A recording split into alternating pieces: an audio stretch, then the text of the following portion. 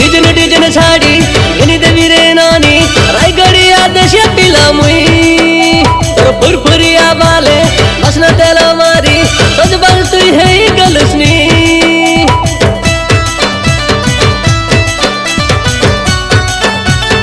मुई तोर पछे पछे बोली हकी गली रे नानी डेरला मुडे चिंता रे बेसी तोर आया के कोई देवी बुआ के कोई देवी नहीं बोले मोके रे नानी तोर कथा सुनिली डर लगी कलानी धन धन बोले कोई सुवारी लड़ गेले तुई फुले कोई भीतरी कथा ने हला जानी धन धन बोले कोई सुवारी लड़ गेले तुई फुले कोई भीतरी कथा ने हला जानी गुड़िया रानी तोर चेहरा देखी रसी गलिनी ए सुनरी रानी तोर कथा की है दिल पागल हेलिनी साई साई के राउंड मारी मारी